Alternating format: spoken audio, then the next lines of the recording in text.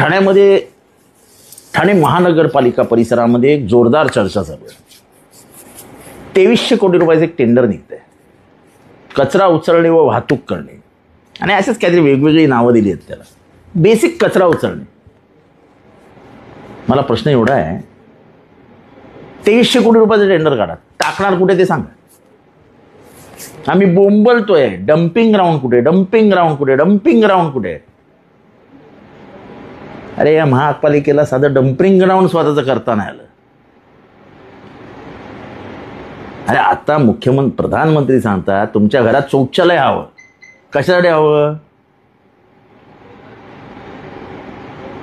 अरे हे शौचालयच ना डम्पिंग ग्राउंड, म्हणजे या शहराचं शौचालय. या शहराला शौचालयच नाही.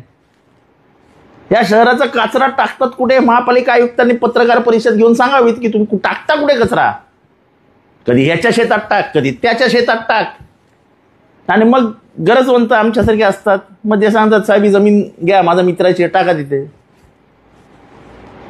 कायद्यानुसार गुन्हा आहे. याच्यात महानगरपालिकेला आयुक्ताला कधीतरी जेलमध्ये जावं लागेल. महापालिका आयुक्त लेखाजोखा तपासा. तुमच्याकडे 230 कोटी रुपये तरी आहेत का अधिकचे महानगरपालिकेत? 100 कोटी तरी आहेत का? कुठनं आणणार आहेत पैसे? काय चालवलं आहे पैशाचा तमाशा? आज या शहरात पाणी नाही प्यायला. सगळ्या डिस्ट्रीब्युशन सिस्टम्स खराब झालेल्या आहेत. या शहराला कधीच धरण हवं होतं, कधीच काही करू शकलो नाही आपण. आजही आपण भीक मागतो. भीक काही झालेलं नाही. विधानसभेत आम्ही भाषणं केली की त्याच्यावर टिंगल-टवाळी करण्याशिवाय काही करत नाहीत समोर बसलेले मंत्री महोदय. ठाणेकरांच्या नळाला पाणी येत नाही आहे का त्याच्यावरती उत्तर तुमच्याकडे? किंवा आयुक्त महोदय आपल्याला विनंती आहे की असले हे शौक, हे पैसे उधळण्याचे शौक, याच्यामध्ये कृपा करून तुम्ही सहभागी होऊ नका. हा मोठा स्कॅम आहे. आज नाही तर उद्या उघडकीस येणार आहे. हे मी तुमच्या निदर्शनास आणतो की 2300 कोटी रुपये हे कचरा नाही, पैशाची वाहतूक करण्यासाठी आहे. पैसे जमा करण्यासाठीचं टेंडर आहे. पाणी नाही त्याच्यावरती तरी कधीतरी बोलावं आयुक्त महोदय.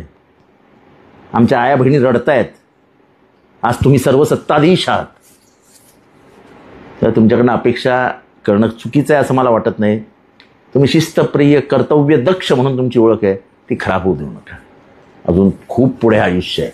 आत्ताच ह्या असल्या मालमसाल्यात फसू नका. कचऱ्याचं टेंडर जे निघतंय किंवा निघालं आहे किंवा देणार आहात ते त्वरित रद्द करा.